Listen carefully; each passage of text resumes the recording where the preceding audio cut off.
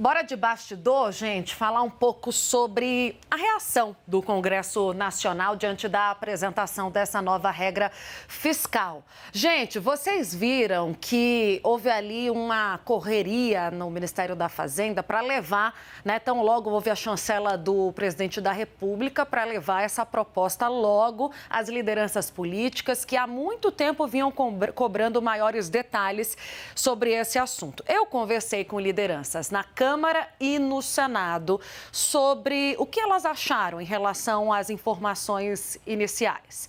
A avaliação dessas pessoas é de que existe um ambiente favorável para a votação da proposta agora. A proposta em si ainda vai chegar, né? Mas o que eles tiveram de informação do ministro da Fazenda foi avaliado de forma positiva, do governo à oposição. Essa avaliação dos congressistas se baseia muito no fato de que, para eles, esse é um assunto que tende a ter a convergência no Congresso Nacional. Não é um assunto de governo, mas de interesse comum da política. Por isso, essa percepção de que a proposta tende a ser aprovada. É claro, passando por alguns ajustes. A dúvida é o quanto ela vai ser mexida, mas ajustes virão.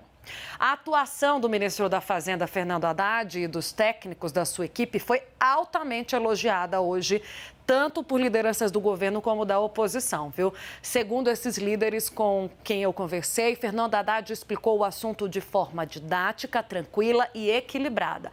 Por exemplo, o senador Otto Alencar, que é do PSD da Bahia, portanto faz parte da base de governo, fez vários elogios a Fernando Haddad, mas também faz algumas ponderações na conversa que eu tive com ele. Fala que a lei, embora segura e estável, essa proposta depende da atividade econômica. Põe ali como desafiador zerar o déficit em 2024. Cita que há um cenário externo preocupante e os juros também altíssimos na visão dele. Na conversa com os senadores, o que eu ouvi que foi questionado pela oposição foi a regulamentação dos jogos esportivos online, que atualmente, a gente estava falando disso com o Fernando Nakagawa, não pagam impostos no Brasil. Também foi apresentado ali como um ponto de preocupação, um ponto de atenção entre os senadores, o projeto de lei que trata da repatriação de recursos, que é aquela iniciativa para atrair dinheiro de brasileiros que estão no exterior em condições tributárias mais favoráveis. Como eu falei de juros também, eu falo de uma reação à apresentação dessa proposta. O Senado, ele está atuando como uma espécie de juiz de paz pelo diálogo entre governo e Roberto Campos Neto. O que acontece depois que a proposta da reforma é apresentada? A Comissão de Assuntos Econômicos decide adiar, ainda sem uma data, a convocação do presidente do Banco Central, que inicialmente havia sido marcada para a próxima semana.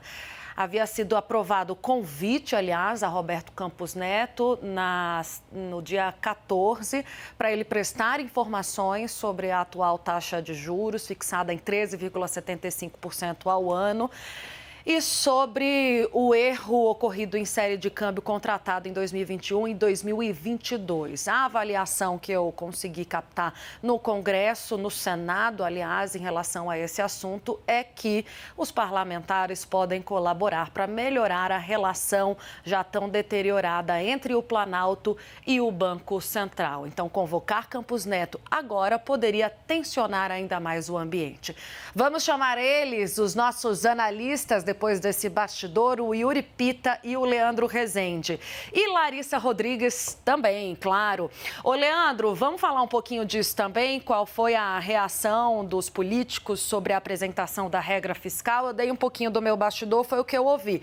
Foi recebida com otimismo, um ambiente favorável, muitos elogios a Haddad, inclusive de lideranças da oposição. Mas calma, peraí, a gente tem algumas dúvidas, deixa a proposta chegar e a gente vai ver o que fica e o que sai.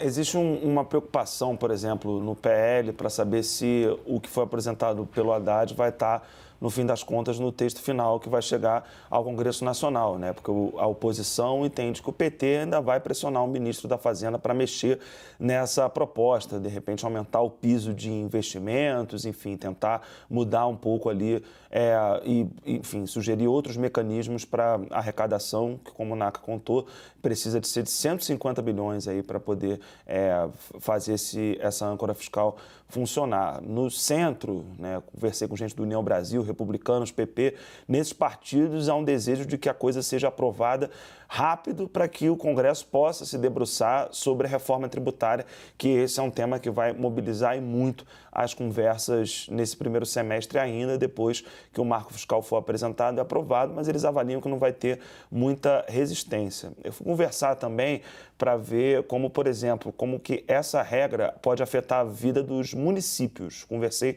com o Edivaldo Nogueira, que é presidente da Frente Nacional dos Prefeitos, e a leitura que ele me passou, ele assistiu toda a apresentação do Haddad, e a leitura que ele me passou é de que, por exemplo, o Fundeb está fora do limite, né, de gastos ali, que o Fundeb está de uma maneira colocada, né, fora desse limite de gastos, o piso para investimentos, tudo isso é uma sinalização positiva para os municípios. E a avaliação dele é de que o marco fiscal não se despreocupou das obrigações sociais do governo. Então, ele viu, e ele ainda vai discutir isso internamente com os outros prefeitos que compõem a Frente Nacional de Prefeitos, mas nesse primeiro olhar sobre a proposta do Fernando Haddad, ele avalia que a situação para as cidades, para os municípios, para as capitais, pode melhorar no comparativo com o que foi o teto de gastos, que era a âncora anterior.